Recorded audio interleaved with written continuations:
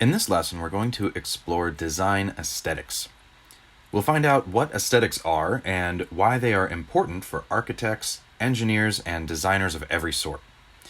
The goal of this lesson is to help you develop the tools to discuss design aesthetics and to make them a primary consideration in everything you design. But what does this term mean?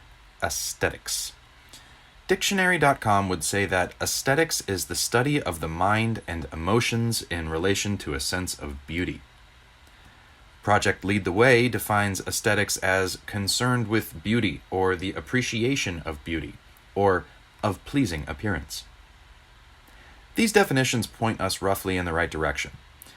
In my own words, I would define aesthetics as the feeling, impression, or vibe of an object based on its appearance. However you define it, the study of aesthetics can be a tricky thing, because the visual appreciation of an object is somewhat subjective. It means different things to different people. A pair of shoes in the USA might be very attractive to one potential customer, but rather hideous to a customer in South Africa. A chair might be quite stunning in a New York City penthouse apartment with high ceilings and lots of natural light, but might look awkward and out of place in a rustic log cabin in British Columbia. So we can't generally discuss aesthetics as what is good and what is bad. Instead, we have to think about what makes sense. What is right for a certain context or application, or maybe what is better, an improvement over the way something used to be. To better understand what aesthetics is, let's take a look at a few examples of what aesthetics is not.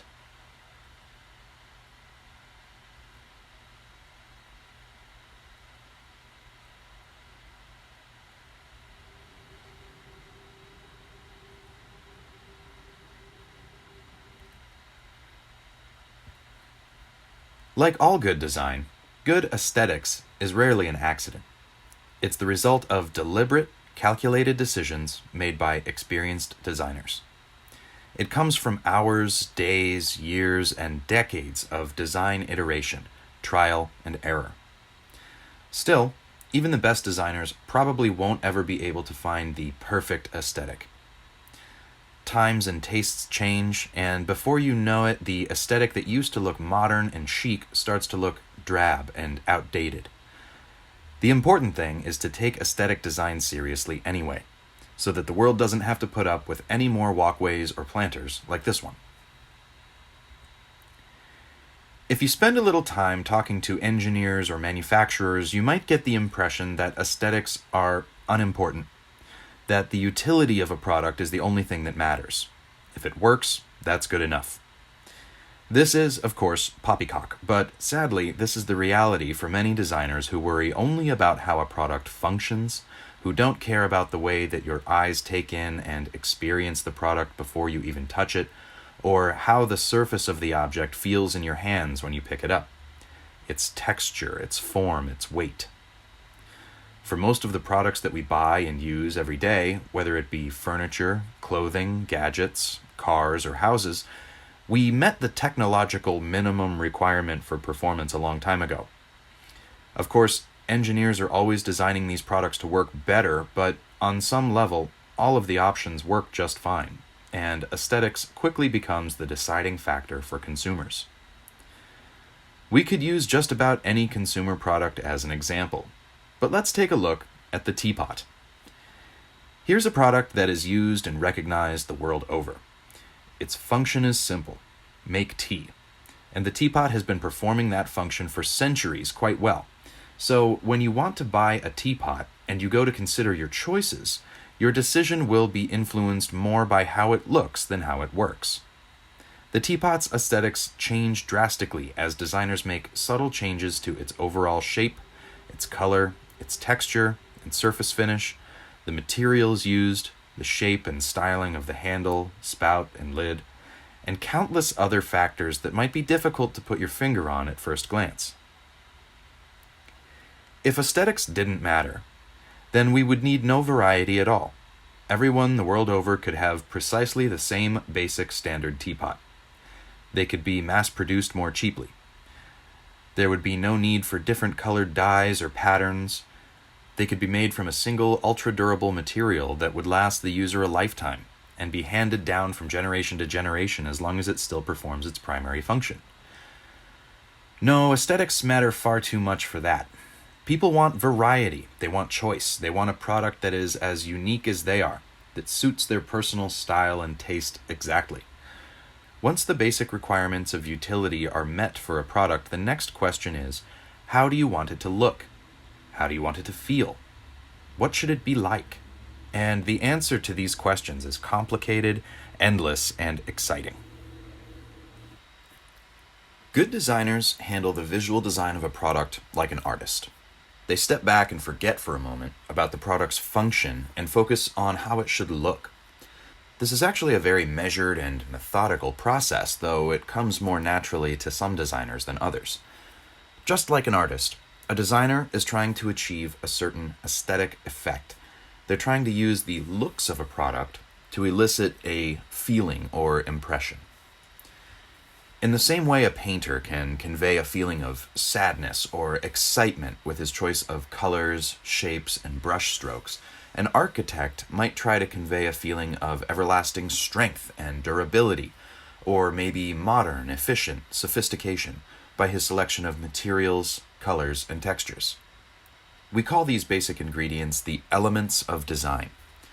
If you were to visit a library and check out a dozen different books about design, maybe fashion design, interior design, architecture, web design, and so on, each book would probably have a chapter somewhere near the front that lists the elements and principles of design. And each of the 12 lists would probably be different. There is some general agreement about what should be considered an element or a principle of design, but there's also some discord.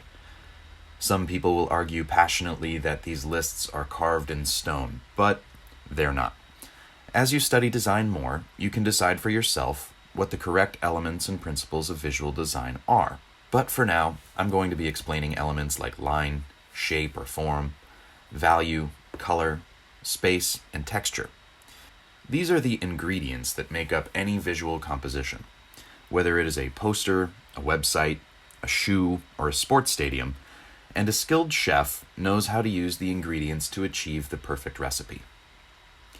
You can think of the principles of design as the recipes.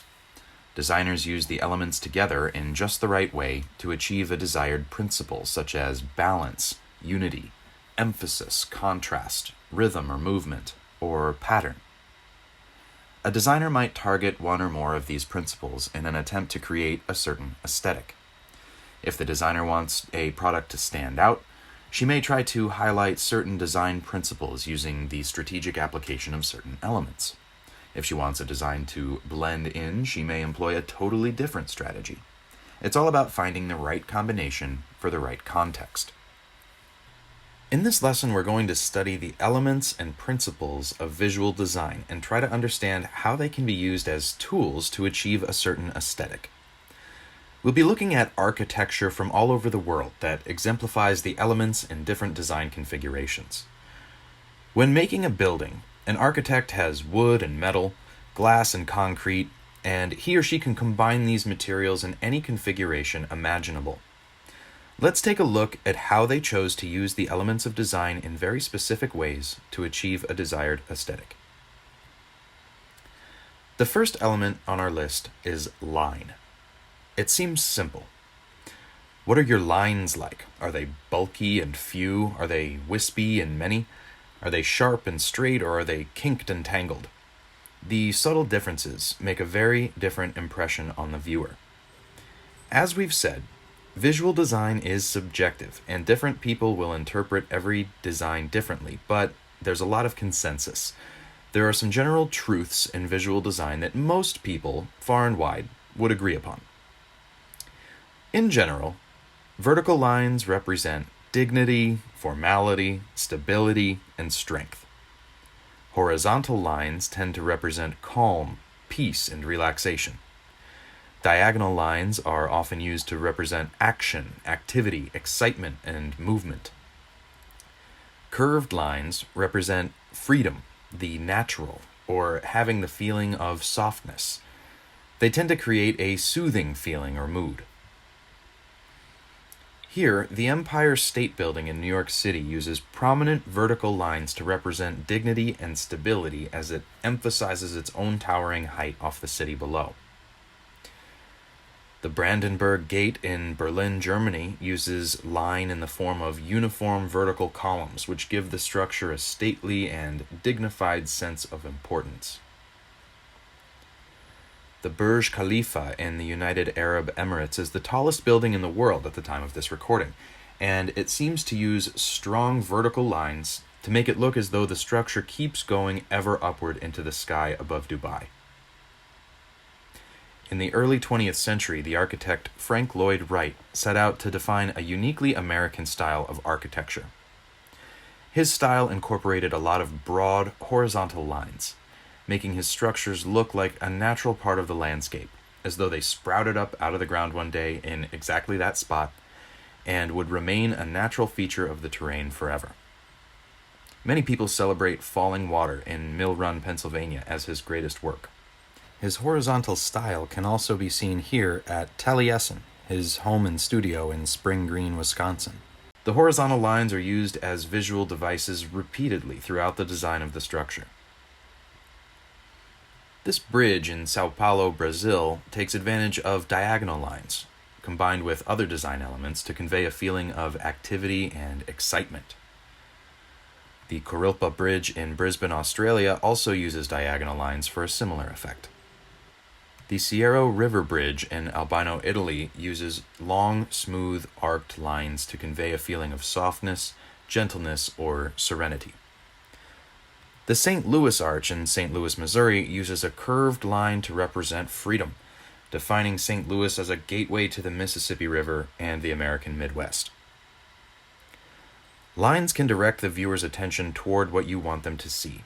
They can completely change the perception of a design by simply changing their direction or thickness. Line might seem like a simple design element, but for some designs, it's the single strongest element in play.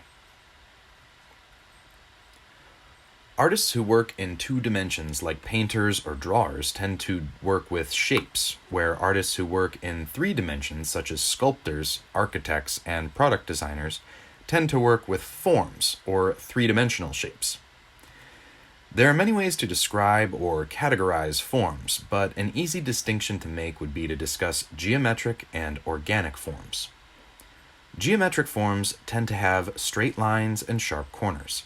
They're used to create crisp, clean, calculated, and organized or orderly or modern aesthetics. By contrast, organic forms tend to have curved or bent sides and soft corners. They mimic forms found in nature and often create a soft, easy, natural, or rustic aesthetic. The Oriental Pearl Tower in Shanghai, China, uses geometric forms to symbolize the city's modern technological advancements. The Great Pyramids of Egypt might be the original geometric structure, a fitting tribute to the technological sophistication of the society that designed and built them when compared against the relatively shapeless desert that surrounds them. Architect Frank Gehry is well known for throwing out traditional notions of the form a building should have. The Walt Disney Concert Hall in Los Angeles, California is a prime example of how Gehry enjoyed bending and distorting geometric forms in order to achieve something new. By contrast, some structures are designed with heavy emphasis on their organic forms. This unconventional house in Taos, New Mexico is called an earthship. It and houses like it are a reimagining of how our dwellings ought to be designed. The organic forms are repeated everywhere, from the irregular adobe walls to the colorful glass window walls made from repurposed bottles. The designer of the earthship, Michael Reynolds, believes that traditional homes look unnatural and out of place in their environment, and so the earthship, by contrast, was designed to look like it grew straight from the earth, a dynamic fusion between human ingenuity and natural organic beauty. The Space Needle in Seattle, Washington, was trying to achieve a very different aesthetic. The form of this unique structure suggests a stronger connection to the stars above than the ground below. But that's what you get when architects play around with different forms. We can achieve pretty much any effect we can imagine. Value is the application of tints and shades, light and shadow to change the way a design looks. It has nothing whatsoever to do with the monetary value or cost of a design or its materials, so you can forget about that. It's about light value, lightness and darkness. Lighter values can create aesthetics like clean, safe, playful, fun, soft, or bright. Darker values can create aesthetics such as hard, heavy, mean, cool, bad to the bone, or tough. Contrast or blending between areas of light and dark values can create optical illusions or eye-catching points of interest. Strategic use of light values can guide the eye in a desired direction, usually from lighter to darker, so the viewer sees and uncovers the scene in the order intended by the designer. Here we see the Egg, a concert hall and auditorium in Albany, New York. Besides the Egg's unique form, the light color of the concrete makes it a bright, calm, and welcoming symbol of the city. By contrast, the dark facade of the Willis Tower in Chicago, Illinois, projects an almost menacing impression on the city skyline. If a building is meant to be a reflection of the people and city who built it, what does the Willis Tower say about the city of Chicago? 2D artists have to simulate light and shadow by shading or highlighting strategic areas of a composition, but 3D artists get to use light itself as a building material. How would you describe the aesthetic of this apartment? What words would you use? Maybe modern, clean, bright, simple, just to list a few. How about this one? Notice the dramatic difference caused by the ratio of white to black. What words would describe this apartment? Mysterious, hip, swanky? See the difference? Color is probably the single most influential element in most designs. It's a powerful tool for achieving a desired aesthetic, but with great power comes great responsibility. Used correctly, color is like a scalpel. It can precisely shift an aesthetic toward a desired perception. Used incorrectly, and color can be a blunt instrument that can overwhelm a design, cause it to clash terribly with its surroundings, become instantly outdated, or fail to appeal to a majority of people. For that reason, color is a less used element in architecture where the end product needs to appeal to the masses. It's more heavily used in fashion, where trends come and go quickly anyway, and the product is largely disposable, or on consumer products where people want a higher degree of individuality. Color could easily be its own separate lesson entirely. There's a great deal to discuss about color. Let's try to grapple with the basics. Colors are used in certain combinations to achieve certain aesthetics. Some common combinations would be to use warm colors, cool colors, primary colors, secondary colors, or complementary colors. There are some important terms that you should know if you're going to discuss color. Hue refers to the base color, that is, a color's position on the color wheel. This is defined by the wavelength of light. Red is a different hue than green or purple. Value is a term we already know. It's the tint or shade of a color, and refers to the amount of black or white mixed into it. So you could say that light pink is a lighter tint of red, while burgundy might be a darker shade. Saturation refers to the purity or intensity of a color relative to gray. When colors are meant to pop, a higher saturation is used. When they are meant to be a little bit more subtle, a lower saturation might be a better fit. Color can have an immediate and profound impact on a design's aesthetic. The science of color psychology investigates the associations that people make with colors. For example, people tend to associate red with romance, danger, or urgency. This allows designer to select and use color combinations that will evoke a desired emotional reaction. Most people don't need anything more than a certain color combination to make a mental connection to a product. Depending on your experiences, you probably have a whole library of color associations living inside your brain. What do you immediately think of when you see these color combinations?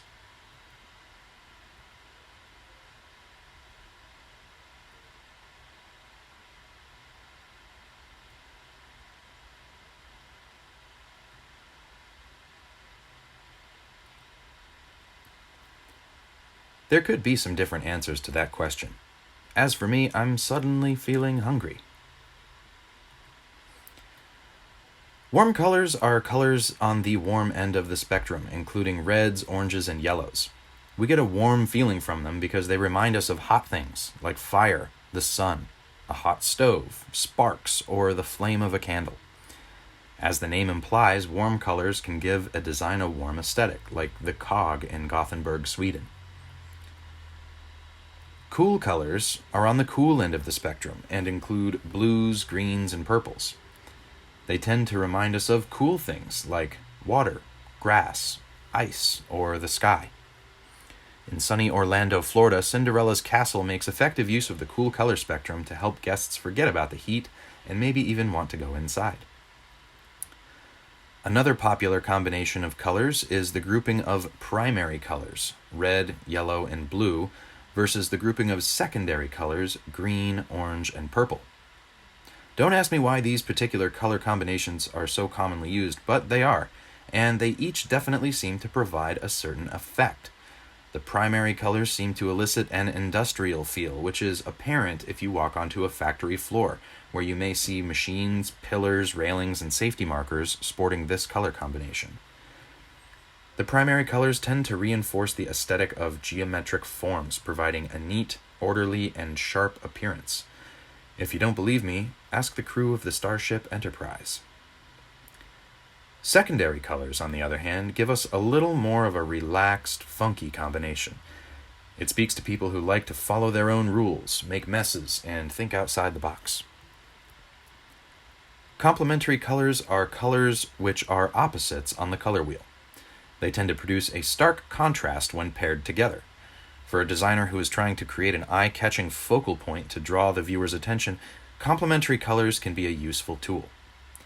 Take, for instance, Albertson Stadium in Boise, Idaho, where the blue and orange turf take advantage of complementary colors to create a visually striking center of attention. Or the Oasia Hotel in Singapore, where the contrasting bright red facade was designed to draw attention to the natural green foliage that grows within it. The two colors work in tandem to produce the building's unique aesthetic. Space is an element that can be a little difficult to grasp, because in a way, space refers to what you don't see in a design, the areas between and around the prominent features. Abundant space can create an aesthetic of openness or spaciousness.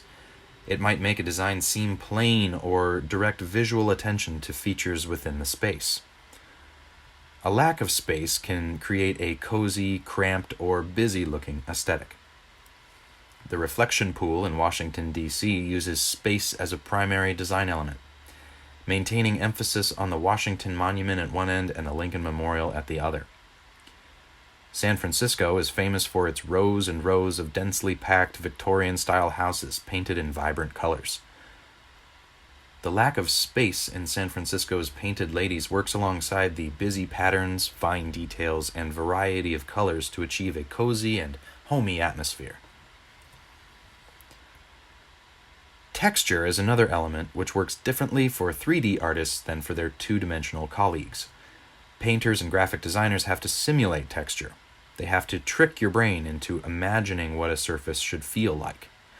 The architect, industrial designer, fashion designer, and engineer deal with both the texture you can see as well as the texture you can actually feel. Smooth surfaces reflect more light and tend to display more intense color. Rough surfaces absorb more light and tend to appear darker. Texture can be difficult to describe with words. Telling someone that the surface of an object is rough doesn't really say much. Rough how? Rough like sandpaper? Rough like natural stone? Rough like sawn wood? Calling something smooth is equally vague. Do you mean smooth like window glass? Smooth like sanded wood? Polished stone? Bumpy could mean bumpy like braille letters, bubble wrap, leather, or an unpaved country road. It helps to draw a comparison between the surface you're trying to describe and one that others might be familiar with. Chicago's Cloud Gate sculpture leverages texture as one of its key design elements, intriguing visitors with its highly polished metal surface.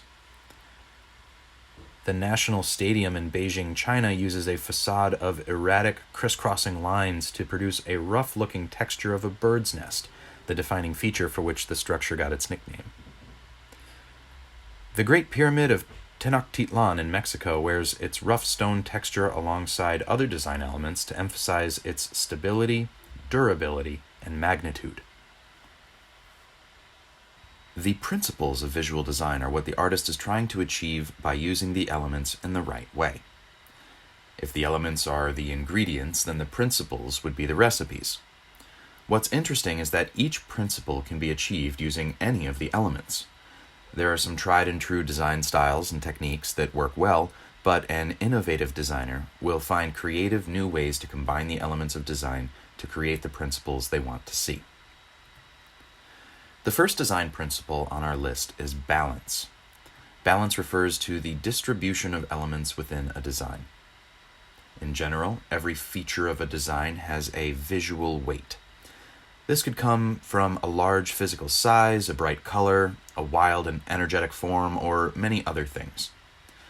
A balanced design considers the visual weight of each element and positions it accordingly. There are different ways to achieve balance. It could be symmetrical balance, as we see in the Taj Mahal in India, which uses perfect symmetry to create visual balance. Or balance can also be asymmetrical, as we see in the Sydney Opera House in Sydney, Australia. The vaulted roof sections or shells are constructed at different sizes and face different directions. Still, the number, size, and placement of the shells balances the visual weight of the separate features, producing an asymmetrical but well-balanced structure. In other situations, a design might use radial balance, in which design features are repeated in a circular pattern around a central axis, like we see in the Lotus Temple in New Delhi, India.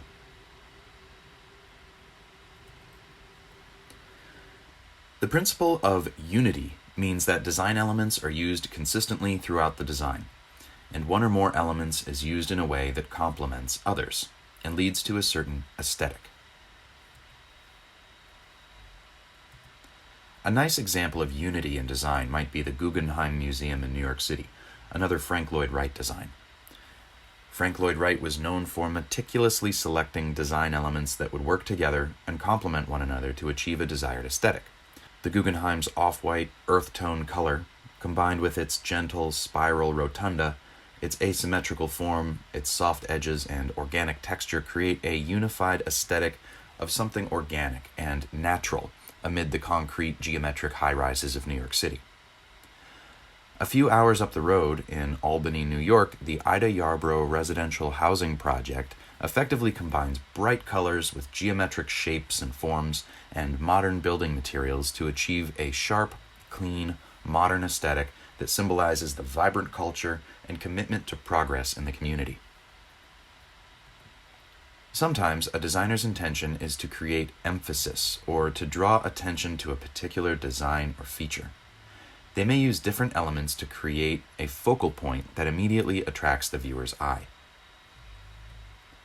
The Dome of the Rock in Jerusalem establishes itself as the focal point of the city skyline with its grand golden dome ceiling, an architectural style mimicked by many state capitol buildings in the U.S. and around the globe to symbolize their importance.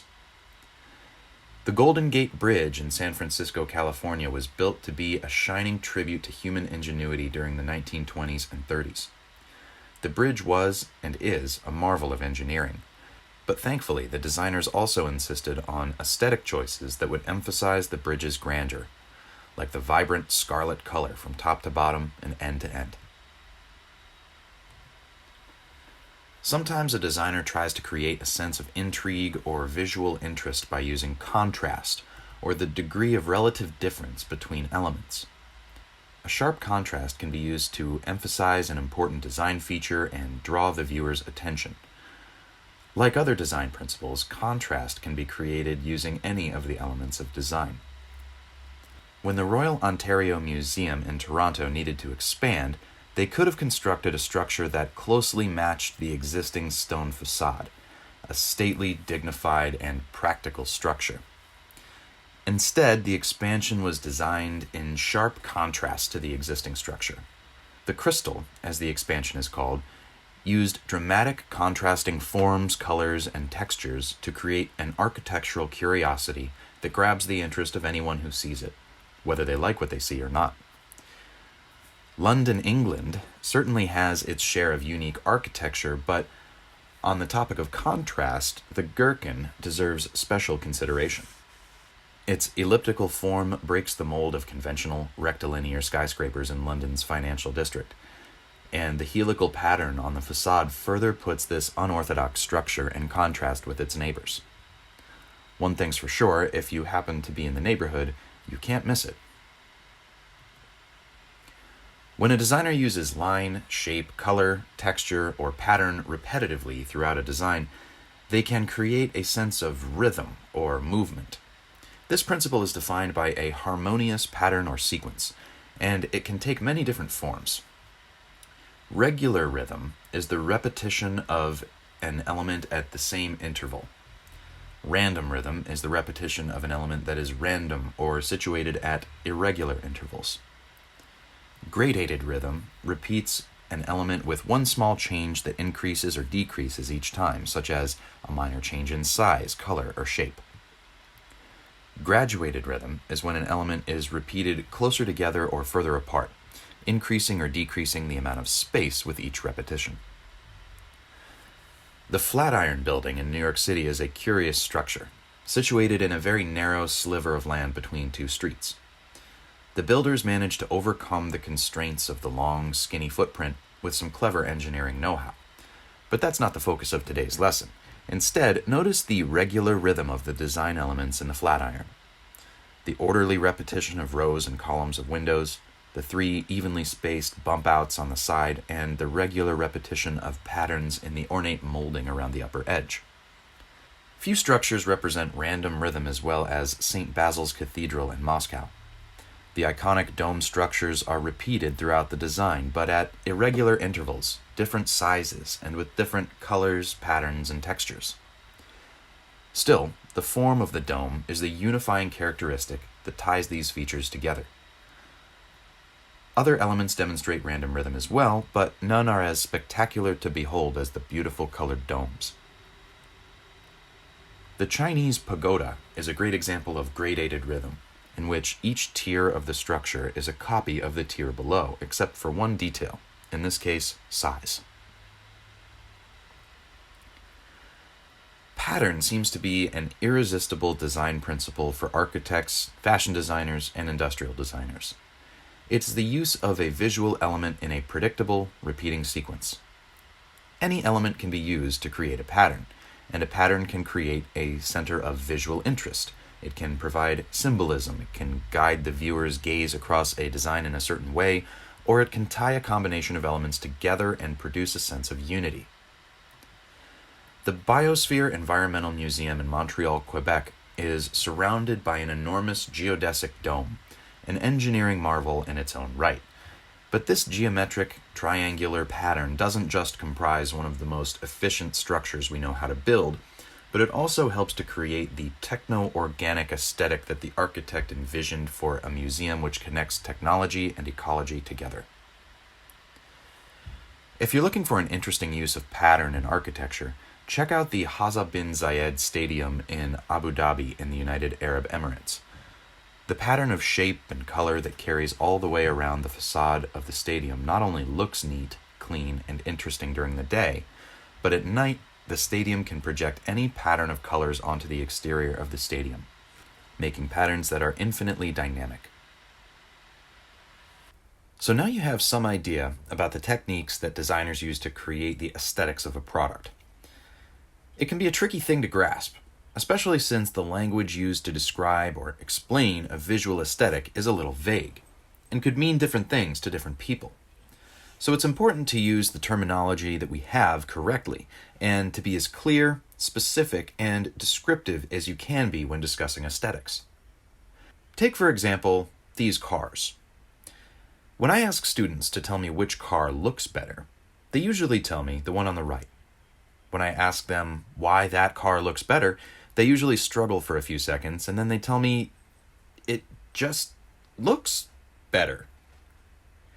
At this point, I like to pry a little deeper. What looks better about it? They're both cars, so they perform essentially the same function. They have the same major components. They're both silver, made of metal, glass, and plastic. They're relatively smooth and shiny. So what makes the one on the right look better than the one on the left? Finding the words to describe the subtle differences between the two designs isn't easy. This is why engineers and designers normally communicate these subtleties through drawings rather than written descriptions. But if you were to try to define the aesthetics of these two cars, what words would you use? Dig deep and try to find those colorful and descriptive adjectives to explain the visual difference between the two.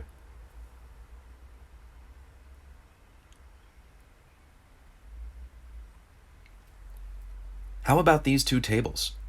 They're both dining tables. They are similar in size and both seat 6 people. Their cost might even be similar, but aesthetically, they couldn't be more different. Which table do you prefer? Why? What are the visual features or characteristics about one that make it look better to you than the other? What words would you use to describe the aesthetics of each table?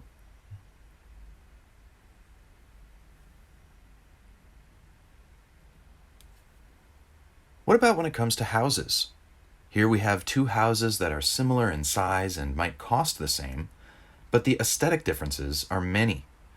The aesthetic of the house on the left is neat, clean, and modern. It might speak to homebuyers who want to fill the garage with sports cars and host celebrity pool parties. The house on the right is rustic but elegant. It provides a warm, cozy, and comfortable aesthetic. It seems to be better suited for campfires, hunting, fishing, and may have a garage full of four-wheelers or canoes.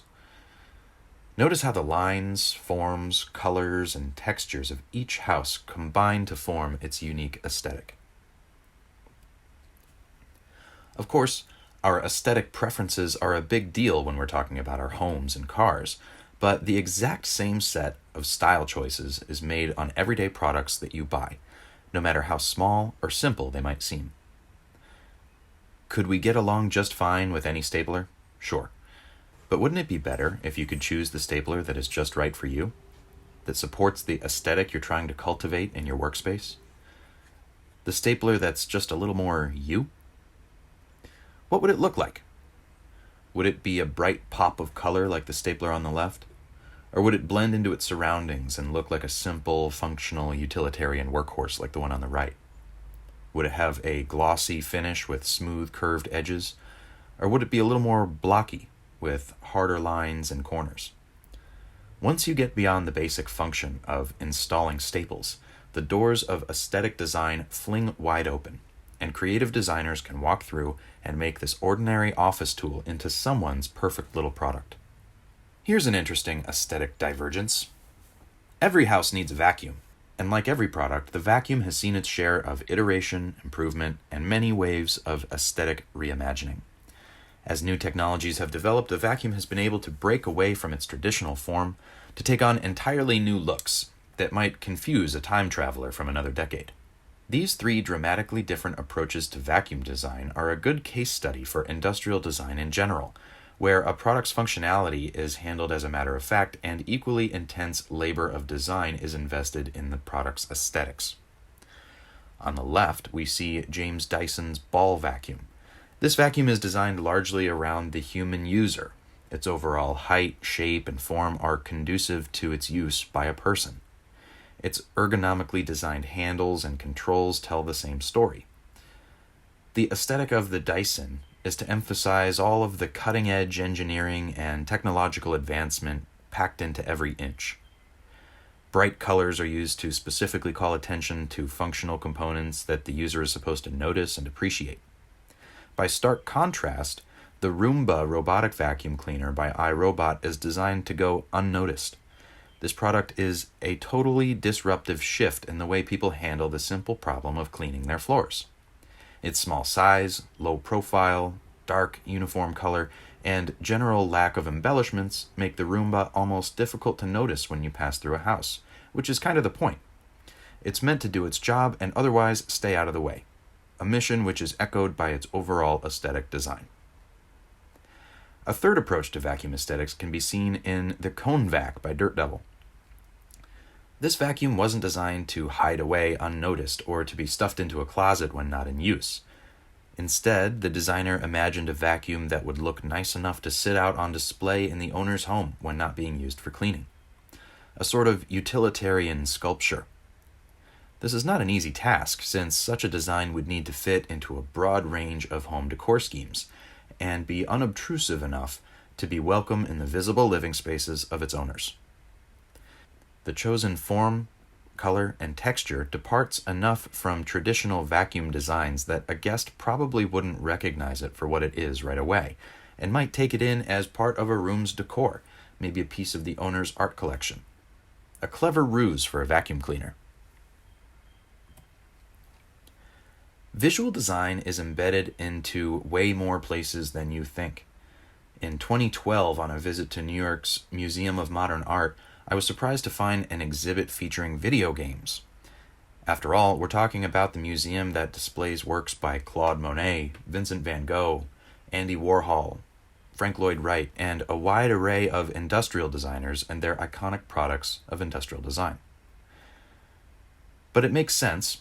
Video games are an undeniable medium of modern art, and such classics as Pac-Man and Donkey Kong have certainly earned their place in the Hall of Fame. The same elements and principles of visual design that architects use to design buildings are clearly at play in these arcade favorites. How does the use of design elements differ? How would you describe the aesthetic of each game? What words would you use?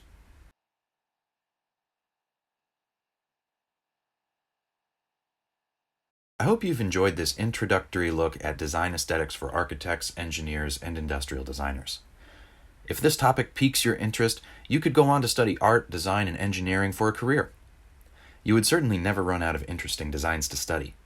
But beware, because once you start asking questions like, why did they design that to be this way instead of that?